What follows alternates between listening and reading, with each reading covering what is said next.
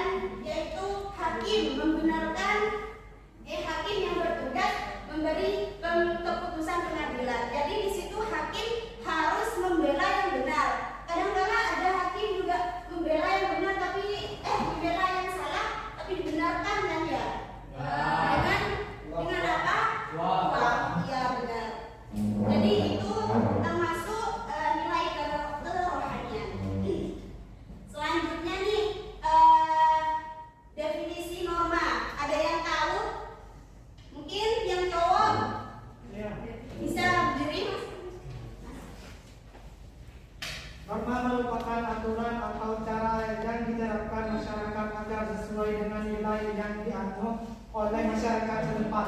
Nah, ya benar. Mungkin yang lain ada yang menjawab juga apa itu norma? Ya, jadi norma itu adalah aturan-aturan yang sudah diterapkan, yang sudah diambil oleh masyarakat setempat ya. Pasti kalian sudah menjalankan norma di pagi hari, di pagi tadi kan. Sebelum berangkat kuliah kalian sudah pamit gak ke orang tua? Pamit. Saling tangan gak?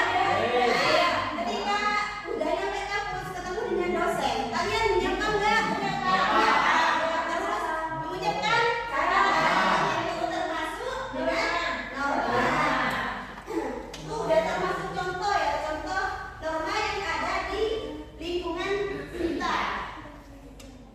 Selanjutnya, nah, jenis-jenis norma. Tadi di depan sudah ada ya, sudah dikasih gambaran tentang jenis-jenis norma. Di mana di situ ada apa saja? Norma?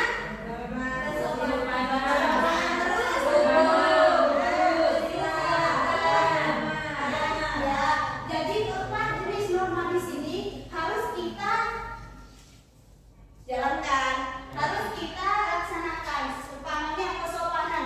Jika kita ketemu dengan orang yang lebih tua, maka di situ kita harus menyambangi rumah tersebut kayak gitu. Nah, yang terakhir di sini ada peranan nilai dan norma. Jadi nilai dan norma di sini sangat dibutuhkan ya dalam kehidupan untuk menjaga kestabilitasan hidup yang dimana di situ harus mencakup nilai dan norma. Di sini ada beberapa peran nilai dan norma. Yang pertama, mengatur kehidupan masyarakat untuk membentuk pola perilaku masyarakat yang tidak merugikan atau merusak tatanan yang ada di masyarakat. Jadi di situ pasti sudah contohnya nih di setiap desa di situ pasti udah ada yang mengatur. Siapa yang mengatur di situ? Kepala desa. Nah, di situ kita sebagai masyarakat harus mematuhi aturan yang sudah diberikan oleh kepala desa tersebut. Dan yang kedua di sini menyeimbangkan hak dan kewajiban yang ada di masyarakat sehingga kita di sini tidak ada pihak yang merasa ketidakadilan atas perilaku yang dari pihak lain. Nah, tadi berhubungan dengan norma hukum nih. Jadi kita itu harus menyeimbangkan hak dan kewajiban kita supaya di situ ada keadilan yang harus ada pada orang-orang yang ada di masyarakat itu. Yang terakhir ada nilai. Jadi nilai di sini berfungsi sebagai alat motivasi dan kontrol sosial. Sedangkan norma merupakan pedoman bagi individu untuk berlaku di dalam suatu masyarakat. Jadi nilai dan norma di sini sangat penting kaitannya supaya dalam kehidupan masyarakat kalau tidak ada nilai dan norma maka di situ tidak akan sejahtera.